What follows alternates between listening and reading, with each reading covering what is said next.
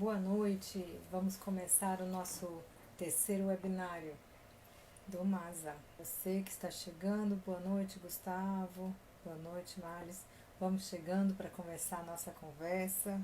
Boa noite Márcio, lá de São Paulo, olá pessoal, Diego, Marleia, boa noite professora Diandra, Rayane, que bom, boa noite Ana Guzzo, que bom ter vocês aqui, Thaís, Hernandes.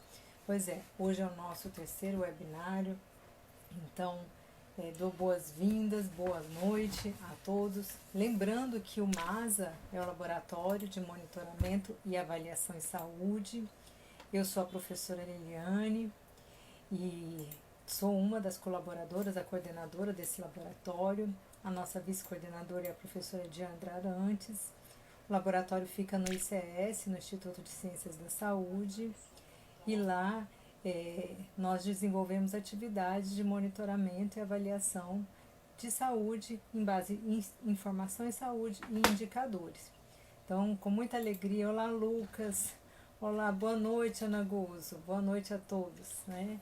Então, nós em tempos de pandemia rediscutimos a nossa atividade de trabalhar e funcionar, né? De possibilitar ampliar as nossas discussões e informações, porque através da live a gente consegue alcançar mais pessoas e fazer uma grande discussão. Hoje, então, o MASA, ele conta com vários colaboradores, os quais eu agradeço até aqui, e destaco que, além do MASA, eu e alguns outros membros, mas principalmente eu, sou da Abrasco e sou do GT, do GETISP, que é o grupo temático. A Abrasco se divide em grupos temáticos, o grupo temático de informação e saúde da população. A nossa missão é o GT, que existe já há 22 anos na Abrasco, e eu agradeço todos os abrasquianos e aos membros do GETISP que estão apoiando as nossas atividades. E no GETISP a lógica é trabalhar todas as informações, todas as tecnologias relacionadas ao Projeto Nacional de Informação para a Saúde e suas tecnologias. E hoje a gente elaborou uma proposta baseada no roteiro que a gente vinha construindo com o grupo e contando, que as atividades aí relacionadas ao monitoramento do Covid, a gente está complementando aí pós-apagão. Boa noite Carmen, boa noite Rosana, boa noite professora Andréia, outros professores que estão chegando aí, sintam-se muito à vontade. A dinâmica hoje agora esses primeiros minutos eu faço a apresentação, explico o que é o MASA, convido você a participar, a enviar o seu tema. E para explicar agora qual que vai ser a nossa proposta. A proposta, então, é fazer esse diálogo, já vou apresentar a nossa convidada, e durante esse diálogo vamos expor questões sobre o monitoramento do Covid aqui no estado do Pará. E aí você pode enviar sua pergunta através do chat e a gente vai conseguir, se a gente não conseguir tentar fechar dentro do nosso tempo, no próxima postagem a gente vai deixar as respostas, Hoje a gente finalizou as respostas do primeiro e do segundo, e aí as respostas que a gente não der tempo no espaço, que a gente só tem a live de 40, 50 minutos, a gente responde no próximo. Boa noite, professora Cláudia, boa noite, Alice, que bom estarem aqui, boa noite, Ana Maria. Hoje a gente vai contar para a nossa discussão com a doutora Ana Lúcia. E a doutora Ana Lúcia, ela é da CESPA, que é a Secretaria do Estado do Pará. Precisamos aqui explicar, porque temos colegas de outros estados também nos assistindo. Então, a professora Ana Lúcia é a nossa colaboradora. Ela é enfermeira, formada pela Universidade do Estado do Pará. Ela é docente da graduação da Unifamais.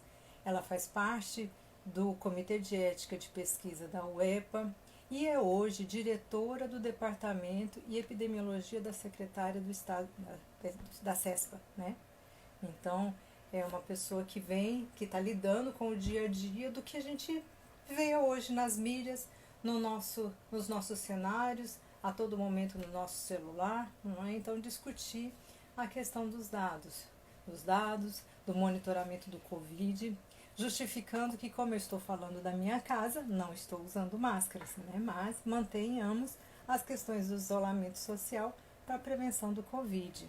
Ah, e se você participou do primeiro e do segundo webinário, as respostas a gente vai deixar numa área de destaque, porque algumas perguntas a gente conseguiu responder online, mas outras a gente não conseguiu responder, né?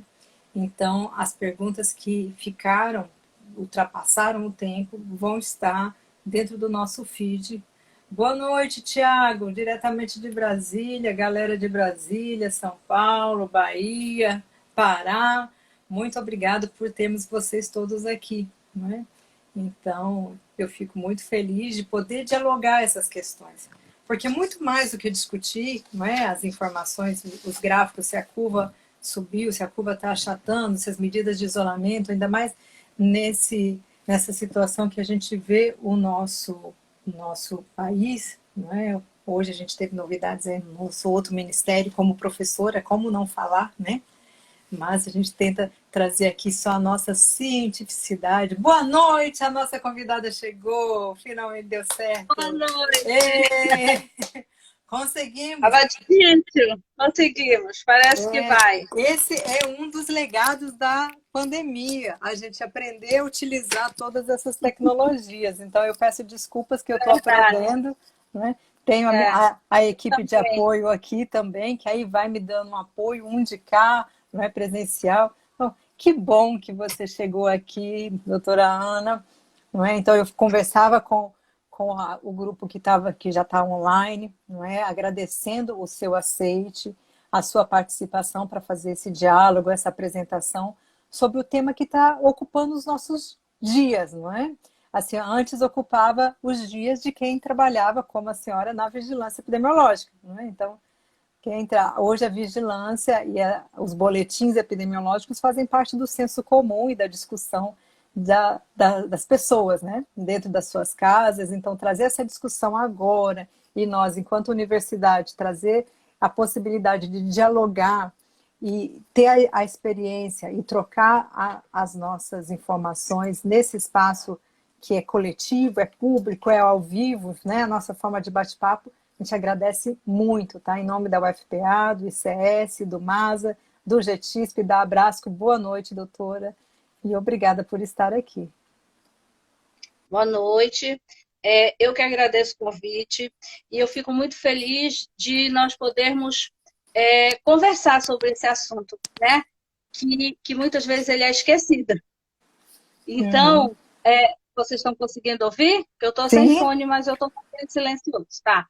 Então, é uma questão que existe há muito tempo, a questão da vigilância, mas nesse momento está na mídia, né? E Isso. tá me deixando com os cabelos todos brancos, porque nunca esteve tão na mídia. Hoje em dia todo mundo é epidemiologista, todo mundo entende de vigilância, todo mundo conta os casos. Uhum. Então, esse momento é muito importante. Eu estou muito feliz de da gente poder partilhar, né, essas experiências. Sim, é isso mesmo. E é nessa perspectiva que a gente quer muito te ouvir. Então, todos que estão aqui, algumas perguntas já chegaram, né, para a gente depois entrar nessa discussão. Mas quando a gente vem acompanhando, né, os meios de comunicação mostrando, na última semana, nos últimos 10 dias, a gente teve aquele apagão de informação. E aí é bem isso. Todo mundo virou epidemiologista, né, jornalista, nós dentro de casa, a mamãe, o papai, o tio, os professores. Então, todos discutimos, porque de alguma maneira os casos que antes, né, chegavam só em boletins epidemiológicos e que fazia parte da gente que eu trabalho, né, na docência, na área de epidemio, e vocês como participantes ali enquanto CESPA, né, enquanto Estado na regulação e controle, é algo que a gente precisa democratizar e trabalhar mesmo na informação de transparência e de explicar o processo de cadenciamento dessa informação. Então, nos passados, na informação passada, a gente vem trabalhando nos webinários de mostrar como, antes do dado entrar lá na curva da estatística, qual que é todo o trabalho da vigilância, não é? Então, como que isso vem acontecendo? E aí, é nesse sentido que eu agradeço, até porque a gente precisa hoje de discutir. Tem hoje várias fontes de informação, né? Então, a gente tem a informação no site da CESPA, cada Secretaria do Estado coloca a sua informação, a gente tem o CONAS, tem informações de consórcios de imprensa, tem informação do Ministério, e aí, de repente, o que a gente tinha dentro dos nossos sistemas, trabalhados dentro do SUS, dos princípios do SUS, tripartite há tanto tempo, e a gente tem agora outros sistemas e outras formas. E aí eu peço a você que, né, passe a sua fala para apresentar para nós aqui o trabalho da vigilância aqui no Estado e nesse monitoramento em relação ao Covid, né? Então, que não é novo, né? O monitoramento, a epidemiologia não é nova, a vigilância trabalha, né, os decretos de 1970, e aí, mas agora estamos mais em foco para apresentar e discutir essas informações. Por favor, professora. Certo. Então, assim, nós vamos conversar, como você falou, professora, quando a gente vê os dados que são publicados, a gente não imagina todo o processo que há por trás disso, né?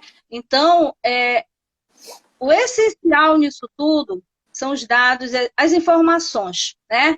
Sem informação, a gente pode ter um sistema perfeito, que seja ágil, que seja que não precise de internet tão poderosa, mas nada vai funcionar, porque tudo inicia lá nos dados, lá nas informações, e essas informações, elas são geradas na rede, na assistência, em quem está prestando o atendimento, quem suspeitou, né, da doença de maneira geral, e agora especificamente a gente está falando da Covid. Então, a informação é que gera a ação, né? E a ação, ela só vai ser adequada se essa informação estiver pelo menos próximo da realidade. Então, essas informações, elas têm que ser oportunas, elas têm que ter fluxo.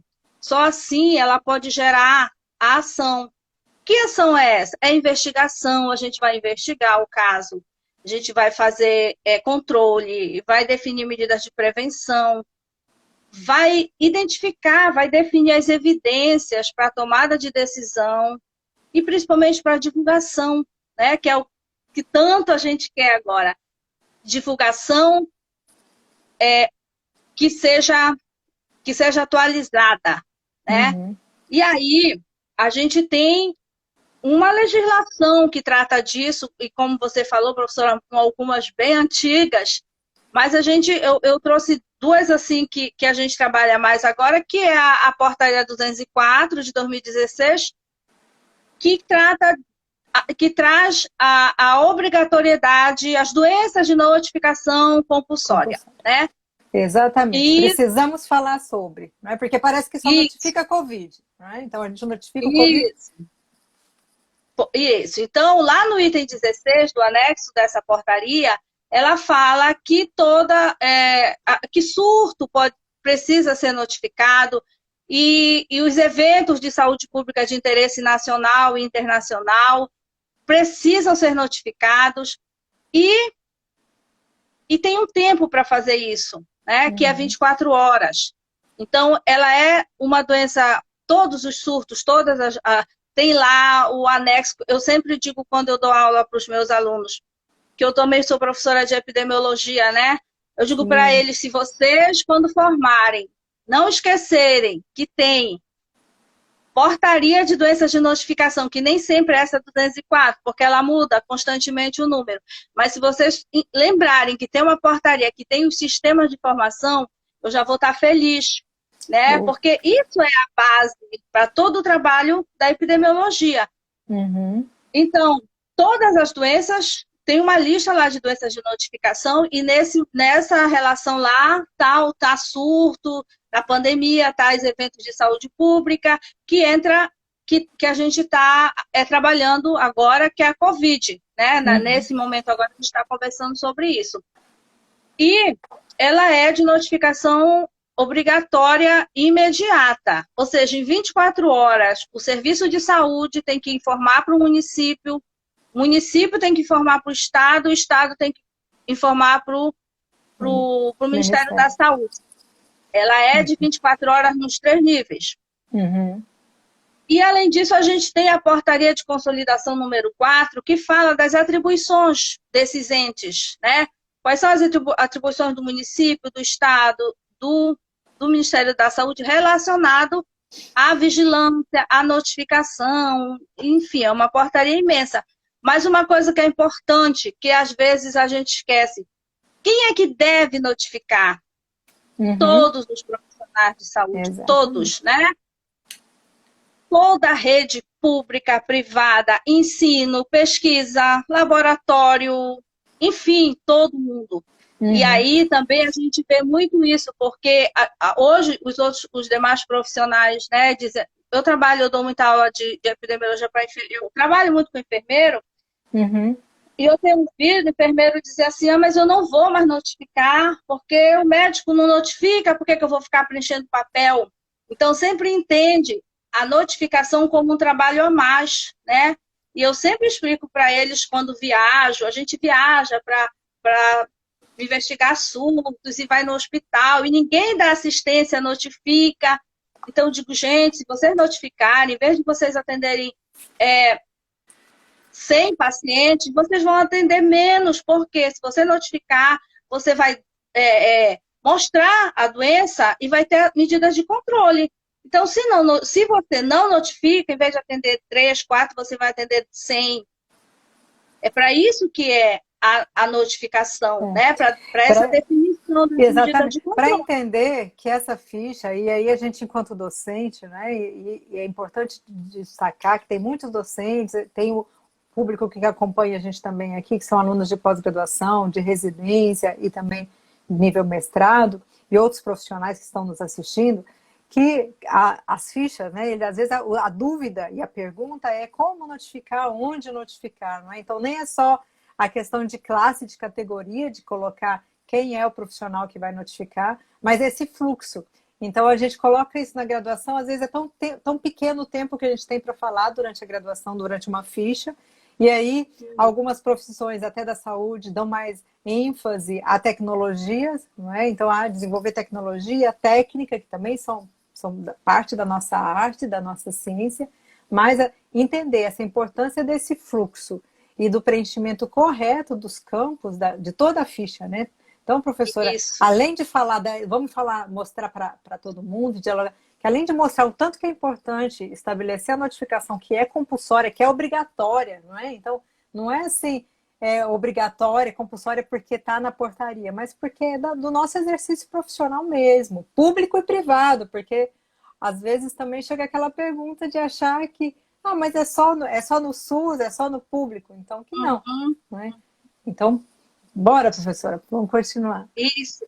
O preenchimento adequado dessa ficha, né? É primordial, porque se não vai acontecer, a gente tem agora. Eu trouxe um exemplo para mostrar para vocês que a ficha é preenchida, marca que foi óbito, mas não coloca a data. Não coloca a data dos primeiros sintomas, que é essencial, porque quando a gente vai ver a força da transmissão da doença, né? Que agora inventaram uma história de avaliar os casos pela data da publicação. Eu nunca vi isso na minha vida, né? Pronto, porque mais de 30 anos de formada. Entendeu? Vamos falar disso, mas aí uma confusão, não é? Então, que a gente já tinha critérios e parâmetros para fazer os boletins e a divulgação, não é? E aí, continua, as doenças de notificação de transmissão respiratória, elas sempre foram avaliadas por data do início dos sintomas, né? Mas não colocam na ficha a data do início dos sintomas. E aí é muito complicado a gente pegar um banco que a gente diz, vamos qualificar o banco, e aí a gente sai atrás dessas variáveis que estão em branco, ou que colocaram que a pessoa morreu ano passado, enfim, tem todo tipo de erro, tá? Então, importante que todos devem notificar, que todos devem preencher todas aquelas variáveis, elas são importantes. mesmo que tenha a ficha de notificação que tem 70 variáveis, que é uma coisa que eu vou comentar, que é uma dificuldade. É. E quando é que deve ser feita essa notificação? No caso da Covid, é imediatamente, quando eu suspeitei. Eu não preciso ficar esperando ainda sair resultado, né? Eu tenho que fazer a notificação e ficar fazendo acompanhamento. Imediatamente, tá? E isso serve para todas as doenças lá da portaria. Bom, e aí, para a gente trabalhar essa questão da notificação, para a gente pegar essas fichas, e a gente precisa de sistemas de informação, né? E esse sistema de informação, ele tem que ser, assim, ele tem um papel crucial, sempre teve, para toda, né, para toda a questão da vigilância. Mas nesse momento, ele, mais do que nunca, ele é importante, porque já pensou, eu sou do tempo, porque eu tenho mais de 30 anos de formada. Então, eu sou do tempo das primeiras campanhas de vacinação da polio, que a gente contava as doses aplicadas naquele pauzinho que fechava um quadradinho com coisinha no meio, eram 5 doses. A gente ficava umas 2 semanas depois da campanha contando os pauzinhos. Para fazer o consolidado, sim. Para fazer o consolidado. Hoje a gente, se tiver a informação, as fichas preenchidas, no mesmo dia a gente tem lá no sistema. Mas o sistema, ele tem que ser um sistema que possibilite o acesso, né? E aí a gente tem, a gente está tendo algumas dificuldades com os sistemas. A gente já teve no início da pandemia o REDCap, que se notificava a todos os casos suspeitos da Covid. Depois teve mais uma outra versão, ou uma outra, que não deu certo. Aí o Ministério voltou a usar os sistemas que ele tem. Então, a gente tem o sistema. Como é que o Ministério trabalha a questão? Então, ele tem um sistema para notificar a síndrome gripal, que é o ESUS, que agora é o ESUS Notifica, e os casos de ISRAG, que é síndrome respiratória aguda grave, que esteja internado, né? Porque nessa situação a pessoa está internada, no CIVEP gripe, ou então os óbitos, mesmo que não estejam internados, mas óbito por síndrome respiratória aguda grave, eles são notificados no CIVEP gripe. Então, aí já tem uma dificuldade, porque são 2 sistemas.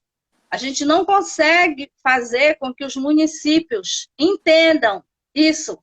Onde é que eu vou colocar um caso que está internado, um caso que não... E se morrer? Então, a gente faz nota técnica, a gente faz um quadro. Hoje eu disse para a minha equipe lá, vamos desenhar? Aí vamos desenhar, porque escrever parece que não dá certo. Então, agora eles colocaram na cabeça. Se for caso de teste rápido positivo, a gente põe no sistema. Se for negativo, a gente põe no outro. Não, não é assim. Então, a gente tem esses 2 sistemas.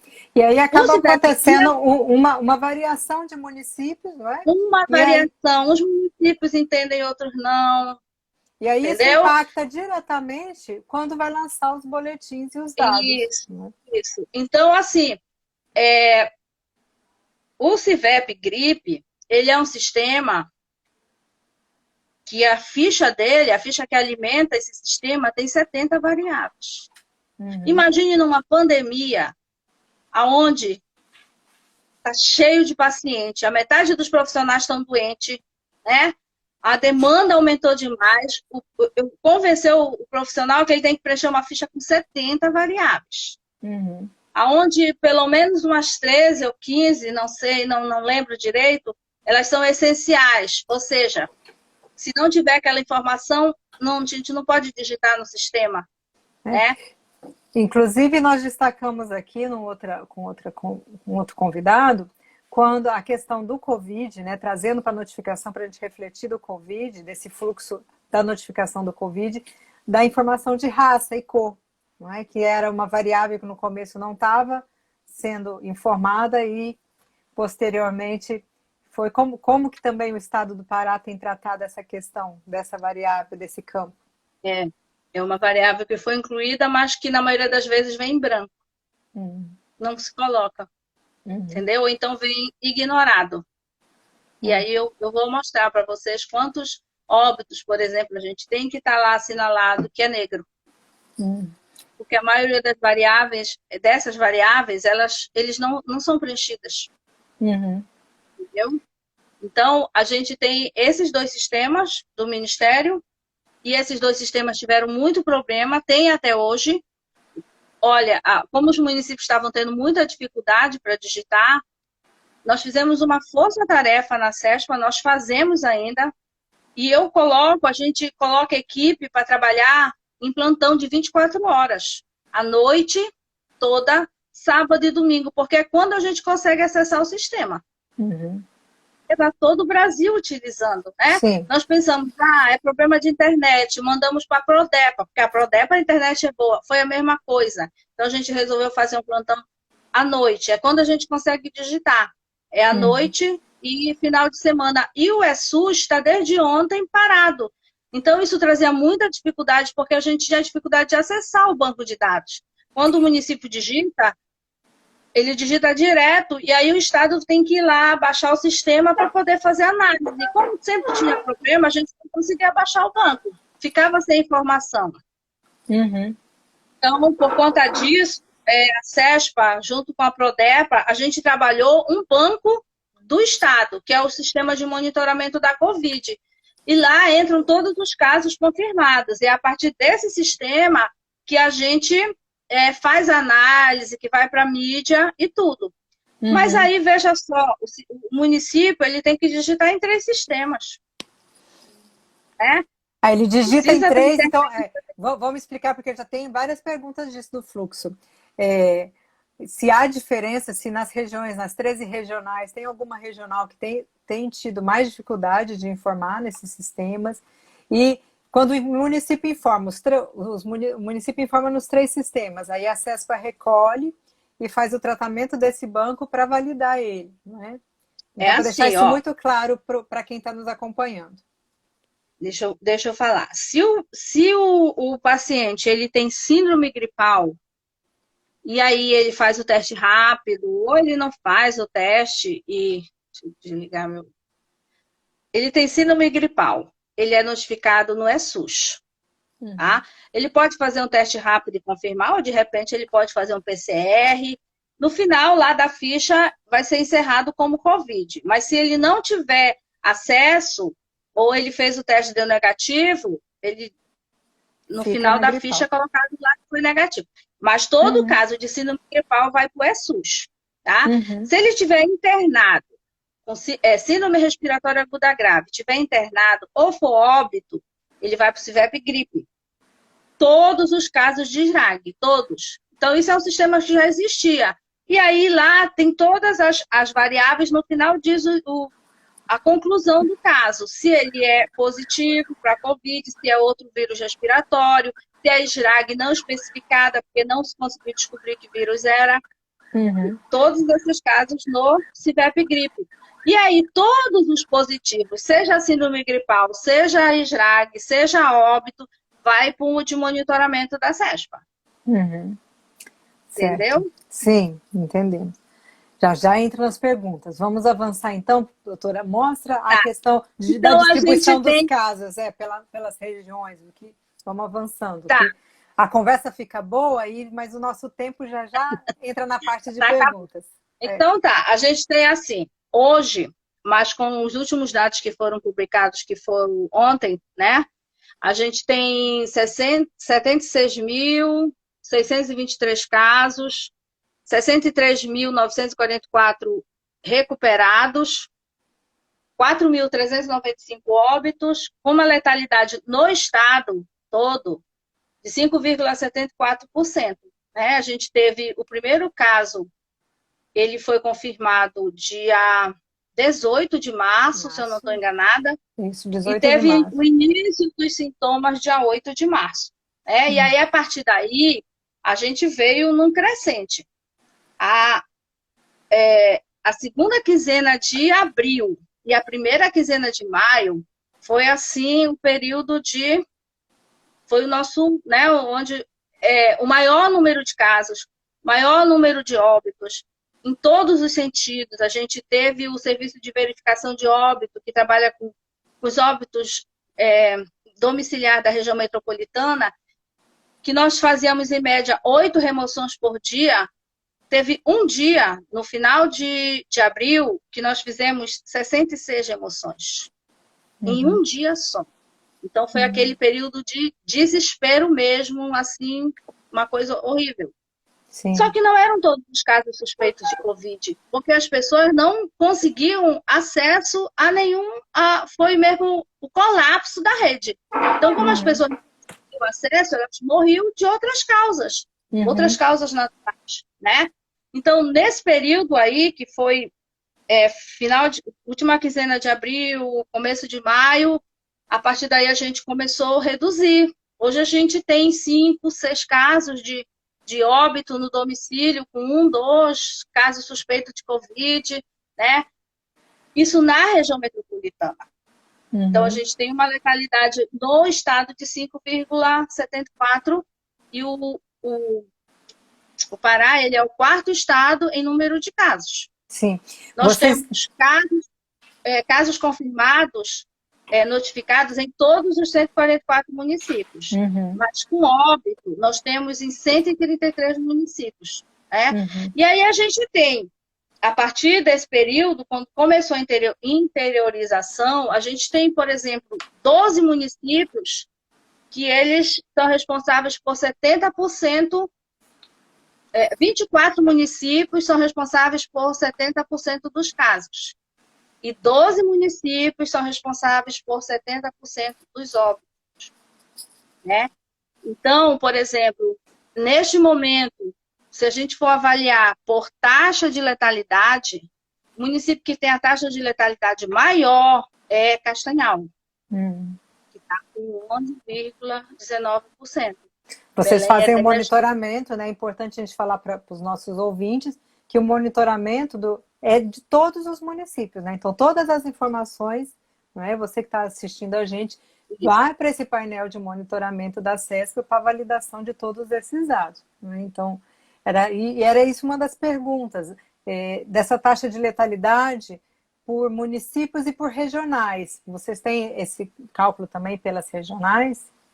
A gente tem todos os cálculos, por exemplo, a gente trabalha por região de saúde, né? E aí, a região de Carajás é a que tem, nesse momento, a maior incidência, que tem 12,67 por 1.000 habitantes. E aí, agora, para entender, né, que às vezes as pessoas... Assim, quando o município ele digita no sistema, qualquer um dos 3, isso vai para o banco de dados. O que a gente faz? Todo dia a gente consulta os bancos, a gente olha para qualificar a informação, a gente olha para ver, para comparar se, por exemplo, os óbitos que estão no CIVEP Gripe estão iguais aos que estão no monitoramento do Estado, né? A gente cruza ainda com os outros sistemas que tem, por exemplo, o GAL, que é o gerenciamento de ambiente laboratorial, toda a amostra que é coletada para fazer o PCR, que vai para o LACEN, porque para o laboratório particular a gente não tem acesso, a gente tem que ver de outras formas, mas o que vai para o LACEN, ele precisa ser cadastrado no GAL. Então, a gente pega o banco do GAL e cruza. Todo mundo que deu entrada no LACEN, que já tem resultado, tem que estar notificado, né? E os que não têm também tem que estar lá no CIVEP. A gente cruza com o SIM, que é o Sistema de Informação de Mortalidade. Porque todo mundo que morre precisa da declaração de óbito para tirar a certidão. A declaração de óbito é digitada no sistema, a gente vai lá, baixa o sistema e vê. Opa, teve uma puérpera que morreu na Santa Casa, fulana de tal, ela tá... Não, então vai na Santa Casa, ver por que esse não foi notificado. Então a gente faz isso praticamente todo dia. Certo. E doutora... aí, essa informação que é publicado na mídia, é o que sai do monitoramento. Então, sai direto. O município digita, aí a gente faz essa análise, mas, independente dessa análise que a gente qualifica o banco, o pessoal da comunicação e da Prodepa retiram esses dados para fazer aquela publicação todo dia. Certo. Tá na hora da gente entrar. Eu acho que a gente vai ter que marcar nosso bate-papo 2, porque tem muita pergunta chegando, né? Eu falo E já, muito. e já temos 10 minutos para a gente encerrar. Então, vamos entrar aqui em algumas perguntas que as pessoas enviaram, não é? Então, lembrando você que enviou sua pergunta, caso não dê tempo da gente responder aqui, depois eu e a professora Ana vamos elaborar as respostas e vamos deixar disponível numa área de destaque da página do Instagram do MASA. Então, professora, a gente coloca aqui uma pergunta, né? Que estão aqui colocando a professora Cláudia. Não é possível simplificar a ficha de notificação, já que os trabalhadores estão tão sobrecarregados já na rotina da assistência? Esse é o nosso sonho, entendeu? Mas essas fichas, as dos dois sistemas, a do monitoramento do Estado, ela tem no máximo 20 variáveis. A gente tentou simplificar ao máximo, mas as outras duas são do Ministério. Então, a gente já pediu várias vezes para reduzir, mas eles ainda não fizeram isso. Então, não é a gente que define, é o Ministério. Isso. E aí é importante destacar a importância da gente, enquanto controle social, enquanto profissionais, de ficar monitorando e abrir, né? Quando abre consulta pública, quando fica lá aberto a elaboração da ficha para a gente responder. Tem a pergunta da Andréa Marassi. Ela pergunta assim: doutora, queria entender essas diferenças entre as notificações dos estados e do Ministério da Saúde, que há uma diferença entre esses dados. Pois é, quando o Ministério, quando a gente tira o nosso boletim, que antes era publicado 1 hora, né, 12 horas, 1 hora, a gente pega o mesmo número que nós fazemos a publicação e a gente envia para o Ministério da Saúde e agora a gente envia para o CONAS, porque o CONAS também tem uma página que ele está informando. Depois do apagão então, entrou, criaram a página. Várias páginas. Então, a gente manda a mesma quantidade, a mesma informação que vai para as páginas, que vai para o CONAS, a gente manda para o Ministério. Mas eles... Não sei. Essa pergunta eu não sei. A gente vai ter que perguntar para o Ministério. Bom, tem que perguntar para o Ministério.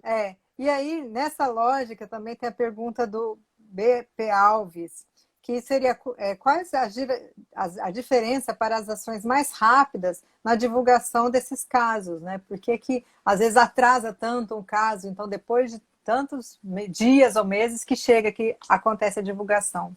Se não é 24 horas a notificação? Isso é, 24 horas. Mas assim, os municípios eles estão muito sobrecarregados, né?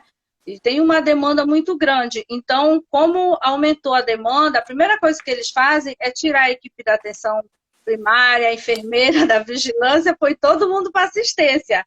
E aí fica a notificação para depois. É aí que a gente está fazendo o trabalho que o Estado está fazendo, né? De cruzar essas informações todas, inclusive o boletim que os municípios publicam, né? Também quase todo dia. Então, a gente pega esses boletins e faz o cruzamento e vê aonde a situação está mais ruim, como a gente liga para o gestor, para o secretário, para o coordenador de vigilância, e se ele disser assim, olha, eu não estou conseguindo fazer, a gente manda a equipe lá para fazer. Tá? Ou então, eu não consigo, manda a ficha que a gente digita aqui. Então, assim que a gente está trabalhando.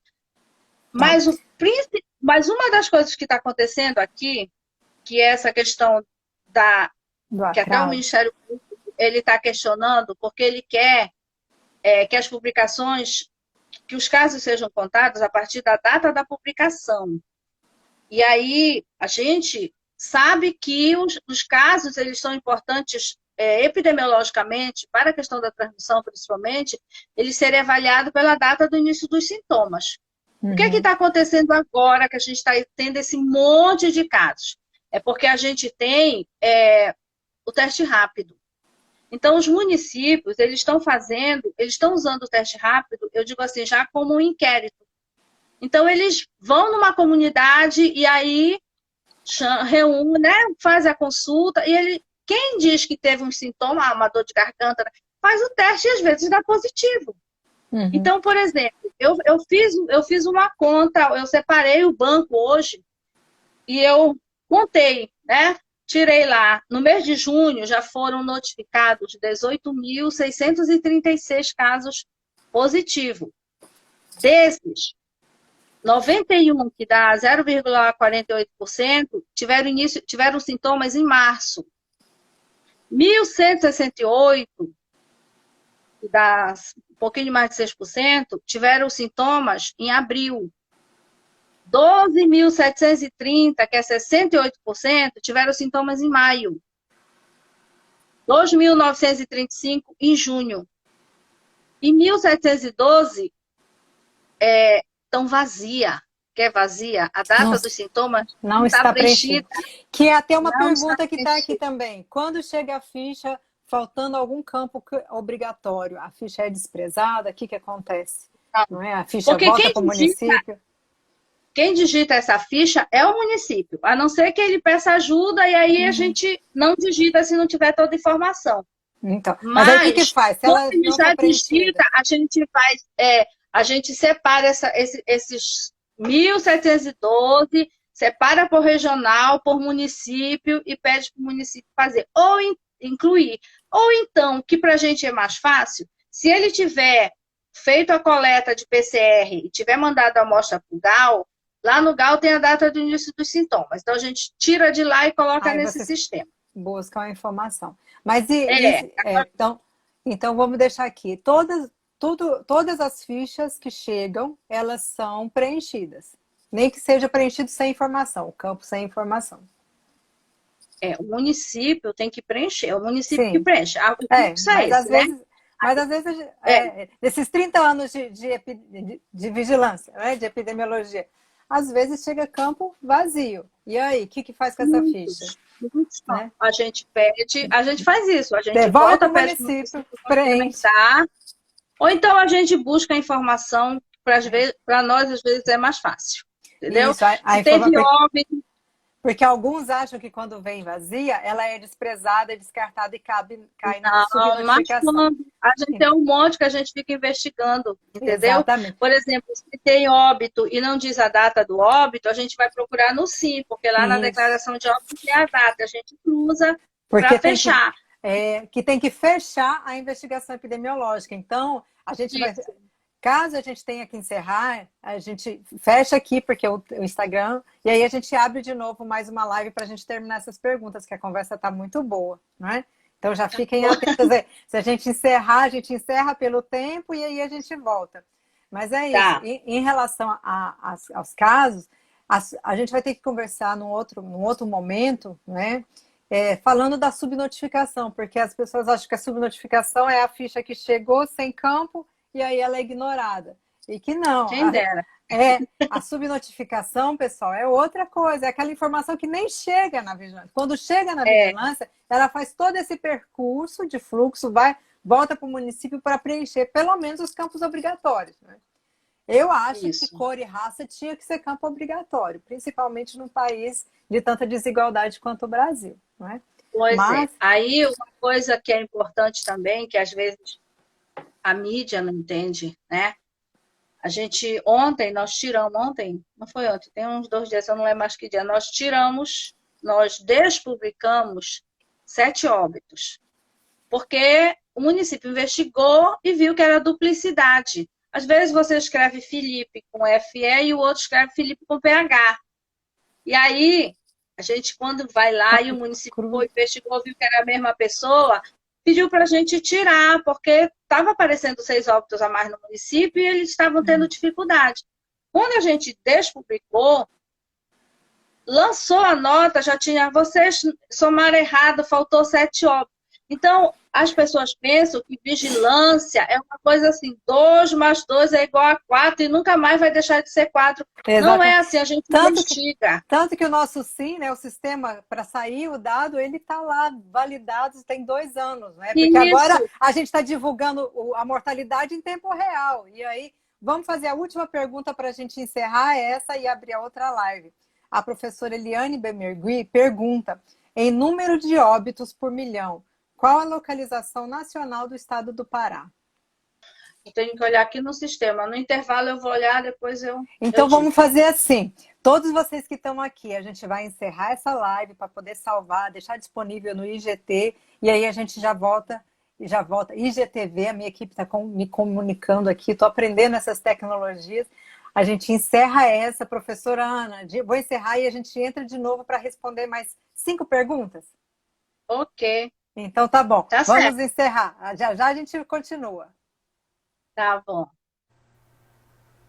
Boa noite. Voltando, porque a conversa estava muito boa e a gente tem que continuar as nossas as nossas respostas aí. Que bom, estou muito feliz pela participação de vocês. Olá, Daniel. Olá, Gustavo, Bruno, todo mundo está entrando de novo. Vamos continuar aqui as perguntas. Minha equipe, por favor, auxiliem a professora Ana a entrar de novo para a gente fazer a nossa conexão e terminar. Tem muita pergunta boa, hein? Vocês estão aqui colocando a gente para responder um monte de coisas. Vamos lá. Avisem aí a nossa equipe de suporte, né, do MASA. Então, nós temos aí no MASA um grupo de apoio grande. Eu quero agradecer eles que me ajudam demais. Então, Gustavo, Thaís, não é? Hanna, Ana Carolina. Vamos aí aproveitando, Cecília, todo mundo que me ajuda e está aqui de retaguarda, aqui diante do notebook, porque é muita tecnologia, muita coisa diferente. E a nossa conversa tá boa demais, né? Algumas perguntas aqui não são assim referentes diretamente ao monitoramento, mas a gente vai encaminhar para outros colegas e de respostas que talvez eu e a Ana não tenhamos resposta agora e talvez nem as bases de dados da PubMed. Que, por exemplo, chegou uma pergunta que é algo que até como a gente tem feito essa pergunta, né? Se eu já tive Covid, posso pegar de novo? É uma pergunta que a gente vai levar adiante e vamos passar para os grupos, para os colegas que são da Infecto e estão trabalhando nos estudos aí. Tem vários amigos que estão lá no Barros Barreto, em outras instituições. Oi, Kátia Zago, muito obrigada por ter você aqui, o pessoal lá de Minas. Olá, professora Ana Maria Brandão, que bom ter você aqui, né? Vamos lá, vamos aguardando a professora entrar. Então, essa pergunta, se a gente pode ter Covid, eu também queria saber, porque eu também já tive, já sarei e queria saber. Posso pegar de novo? Não posso? É algo que a gente está aprendendo e observando dentro da ciência. Então, algumas perguntas a gente vai selecionar e que não tiverem diretamente relacionadas à discussão aqui dos dados e desse monitoramento para o Estado, a gente vai passar para outros professores, outros colaboradores e pesquisadores dessa área para poder responder para vocês.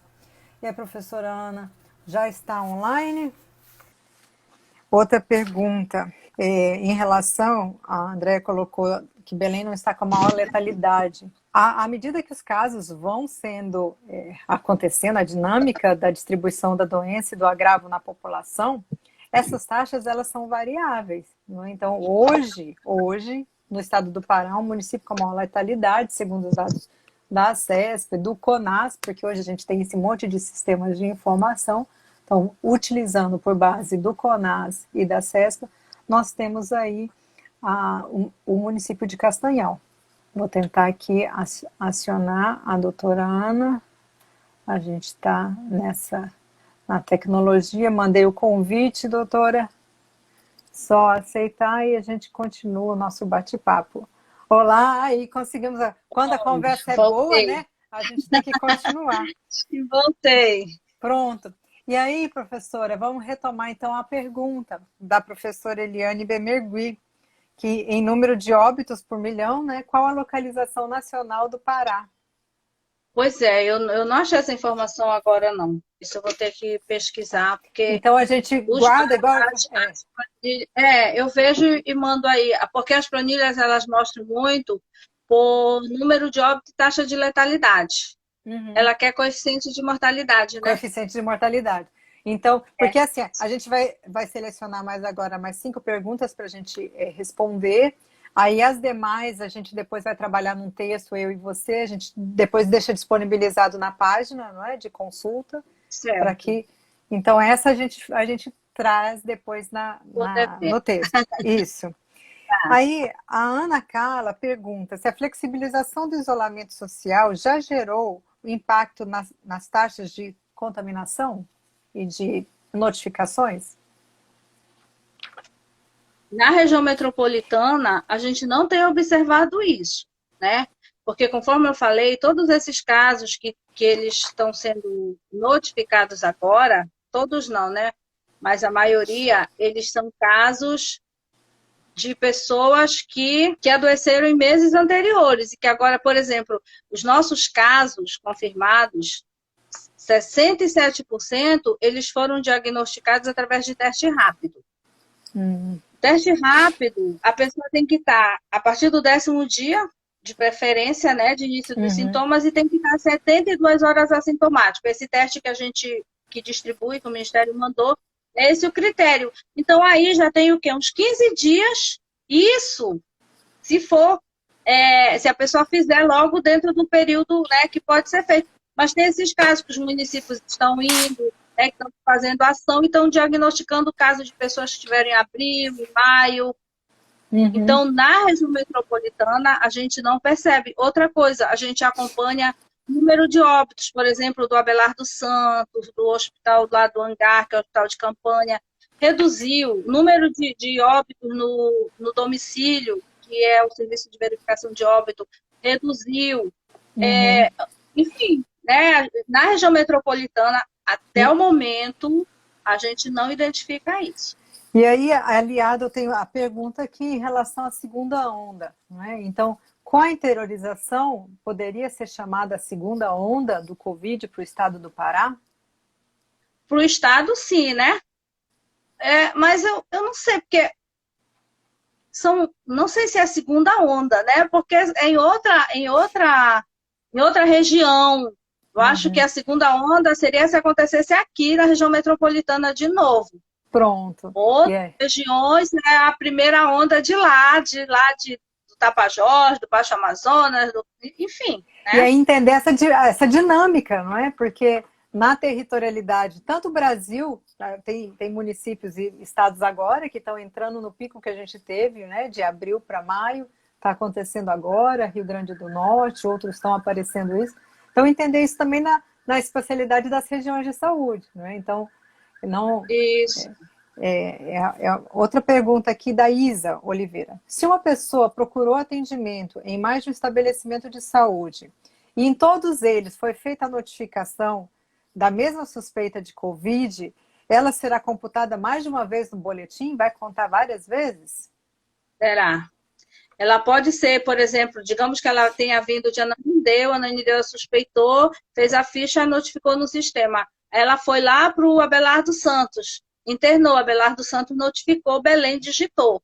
E aí ele vai estar nos 2 municípios. E é essa qualificação do banco que a gente faz, que é excluir as duplicidades. Que é o que eu acabei de falar, que as pessoas pensam quando a gente coloca um caso lá, a gente não pode mais tirar, a gente tira, a gente muda ele de endereço, porque o endereço dele está em Ananindeua, a gente descobriu que ele é de Belém, a gente muda, então muda a quantidade, e aí, porque está escondendo, porque não está contando direito. Não é, a gente está fazendo vigilância, investigação. A investigação assim epidemiológica, isso. Isso. E aí, professora, falar, porque principalmente o óbito, que é o mais que tem dado variável, é próprio do que a gente já tinha no nosso sistema, né? Que a gente falou no finalzinho correndo do SIM.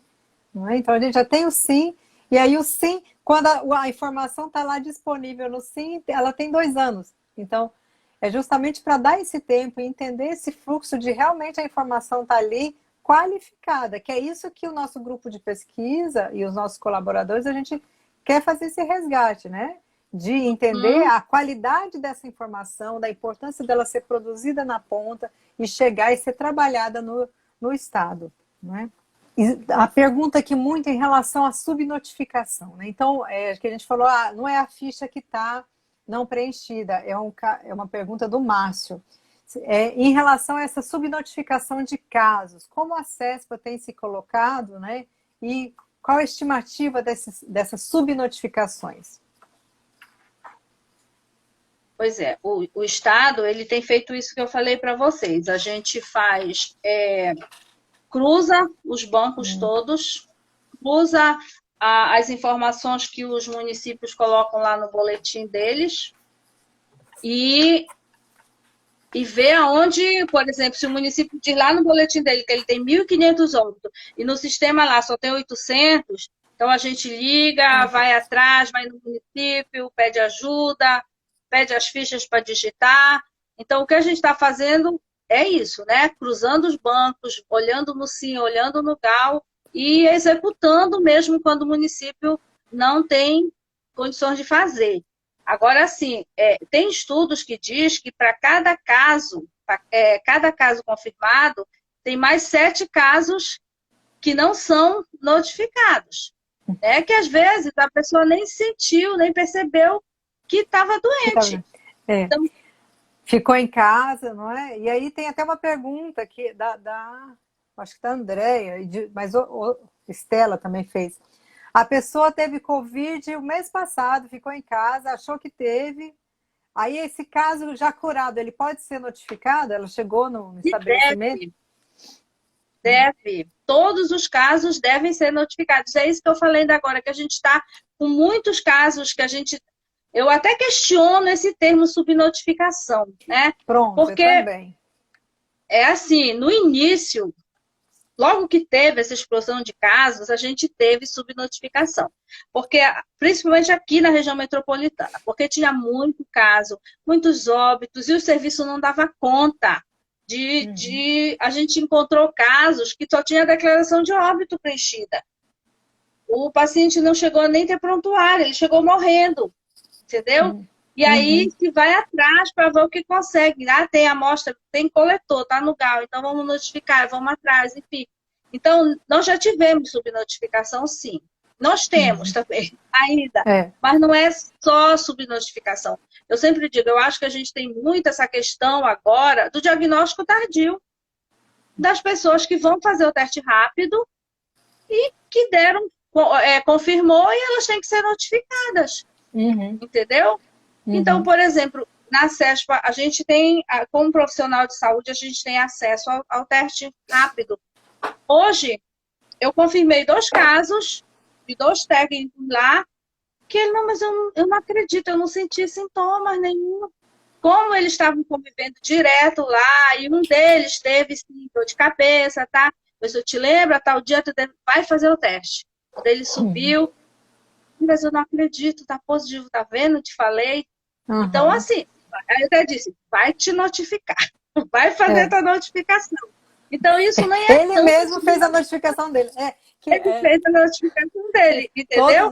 Então, é mais diagnóstico tardio, porque a gente está fazendo muitas ações que estamos buscando os casos, né? A gente não está conseguindo testar muito pelo PCR, mas tem aí o teste rápido para ajudar. Tem município que compra teste rápido, tem município que ganha teste rápido, ganha das empresas. Foi para o APEBAS que fez, estava fazendo testagem? A APEBAS está fazendo a PCR, para toda, e eles conseguiram, eles conseguiram o PCR, que sai em 48 horas, eles conseguiram computador, equipe para digitar, para fazer a notificação, perfeito o trabalho deles. A gente tem dinheiro, né? Tem empresa que tem dinheiro. E aí são sistemas, né? É a gestão de cada município de planejamento e de suporte integrado, porque é o que a gente, durante uma pandemia, tem que unir forças entre o público e o privado, não é? Então, essas informações que chegam. Tem uma outra pergunta aqui. Esses sistemas todos de informação, não é? Então, além dos sistemas que o profissional tem que preencher, da Letícia Zago, além dos sistemas que o profissional tem que preencher, o que chega também para a mídia, para a população em geral, que chega do consórcio, chega do CONAS, chega do Estado, chega do município, isso é algo que atrapalha o monitoramento e o acompanhamento dos casos de Covid? Olha, eu não sei se atrapalha, porque assim, a gente usa muito o nosso banco, né? A gente tenta qualificar e usa o banco para fazer as nossas análises, nosso planejamento. Outra coisa que a gente usa muito são os artigos esses artigos de pesquisadores que estão sendo publicados, desde que eles usem os dados, né, que são corretos. Então, eu não sei se não digo que chega a atrapalhar para a equipe, eu acho que para a população, sim, causa confusão, causa descrédito. Então, eu acho que isso acaba prejudicando. Mas é o momento que a gente está vivendo, né? De hoje tudo é público, tudo é Face, é Instagram. Eu vivi também a pandemia do H1N1. Na Sim. pandemia do H1N1, eu estava lá na vigilância também. Então, na pandemia do H1N1, a gente não via essa mídia toda, a gente contava os casos da nossa planilha no Excel, entendeu? Não tinha todo tem Sim. essa mídia, essa coisa toda, mas é o momento. Agora, eu acho que daqui para frente é isso, e a gente tem que se acostumar com isso. E fazer essa construção coletiva e esse debate, não é, de depuração dos dados, da importância desse fluxo. Então, entender que esse dado tem que ser tratado e que o banco ele só é fechado, né, o dado do óbito só é fechado, o caso fechado quando se encerra a investigação epidemiológica, isso é importantíssimo, porque às vezes a divulgação é só mesmo, parece um boletim, um placar. Não é? Então, às vezes, o boletim epidemiológico foi reduzido a placar, parece placar de time, né? Tantos confirmados, tantos para lá, tantos para cá. E não é. A gente precisa entender como que chega a mesmo a essa consolidação, que eu acredito que é o que a gente trouxe aqui. Vou colocar a nossa última pergunta para depois já colocar em relação às considerações finais. Adalberto Lopes pergunta sobre se a judicialização que vem acontecendo em relação à democratização dos dados, em relação a o Ministério Público Federal, como que tem sido essa relação e o posicionamento do Estado em frente a essas demandas? Pois é, assim, eu vou falar por mim, tem sido sofrido. Entendeu? Eu fico muito angustiada, porque eu acho que o Ministério Público ele tem todo o direito, né? Ele está fazendo o papel dele, mas ele quer contar os casos por data de publicação. Eles não entendem quando a gente explica que a maioria dos casos tem teste rápido. Ele diz, enfim, tem questões da epidemiologia, tem questões da vigilância que são específicos e que tudo é avaliado como se fosse uma coisa muito simples, tá? O caso hoje foi positivo, então por que o município não notifica hoje? Gente, o município está cheio de coisa, o município faz o diagnóstico de uma pessoa lá numa comunidade rural, até ele chegar na cidade para digitar, isso leva uma semana, ele fica 3 dias lá. Então não é uma coisa fácil. Então o que a CESPA não pega? O boletim que os municípios fazem, conta os boletins e publica esses dados nos boletins, porque isso não é vigilância, a gente tem que investigar. Então, a gente tem várias reuniões, a gente explica como acontece, né? E não só com a gente, eles têm reuniões com a Casa Civil, com todos os secretários, com o governador, tudo é explicado. Algumas questões que eles solicitam, a gente foi mudado, foi alterado aquele modo de publicar, né, a maneira de publicar os dados, mas eles ainda acham que não está certo, eles querem que o resultado seja por data de publicação, e aí está rolando. Eu tento explicar, tem coisas assim que eu fico indignada, mas enfim, né? É outra coisa que a gente tem que aceitar e levar e buscar parceria, de ajuda, né? Porque tem algumas situações que eles auxiliam muito o nosso serviço, mas é assim. Certo.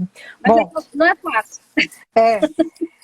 O que a gente precisa entender, não é claro que no mesmo momento que a epidemiologia trouxe destaque agora, nesse momento, e que ela seja sempre uma constante, porque o que ela vem é para a tomada de ações e apoio à tomada de decisões, de gestão, de estratégica, de planejamento, que ela continue pós-Covid nesse monitoramento de todos os agravos, né? Que o preenchimento das fichas, do sarampo, da cachumba, não é? Da violência, que tem as fichas de violência, do sarampo, a gente está tendo estudo de sarampo, o Brasil é o primeiro lugar, em sarampo. O Pará é o primeiro lugar em sarampo no Brasil. Então, aí.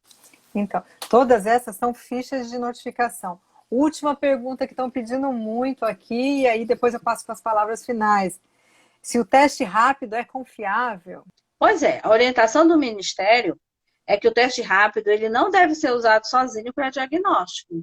Né? Ele tem que ser avaliado com a clínica e com outros fatores, a questão epidemiológica. Ele não é sozinho não é só indicado ele. como diagnóstico. Não é só ele. E também depende do tipo de teste.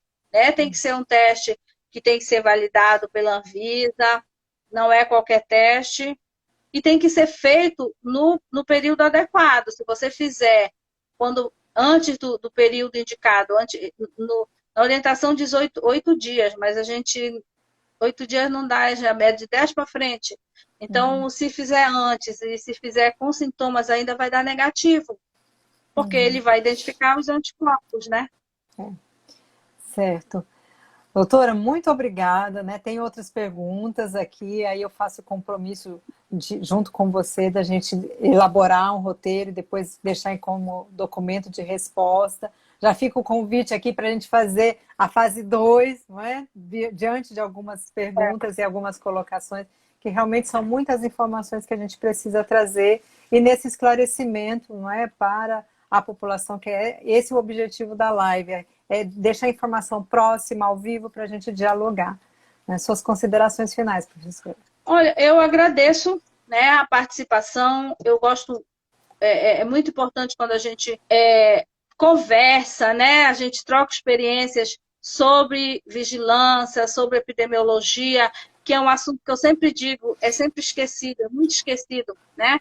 Então, todo mundo foca muito na assistência, esquece da prevenção.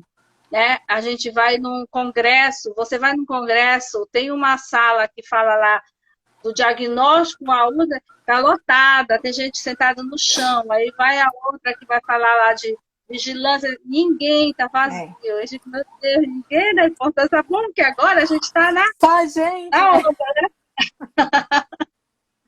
Mas eu agradeço, viu? Foi um prazer. Muito obrigada. Muito obrigada, professora. Eu agradeço a todos que acompanharam a gente até agora, não é? Essa live vai ficar disponibilizada no MASA.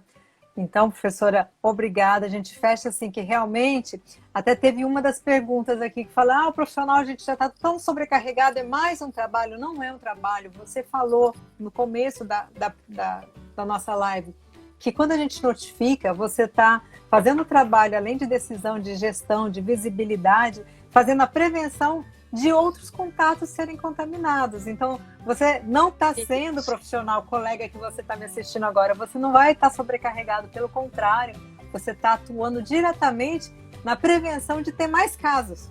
Não é? Então, que isso seja o nosso recado, estamos juntos nesse apoiamento, não é? De enfrentamento ao Covid e do trabalho da vigilância. Obrigada, professora. Não é? Deixar assim muito as nossas informações em relação à subnotificação, tem muita coisa boa que a gente pode falar, né? Vamos marcar nosso próximo encontro, tá bom? Uma boa noite para todo mundo. Boa noite, professora. Abraços aos colegas da CESPA, a todos que nos assistiram. Grande abraço, boa noite. Tchau, tchau. Tchau.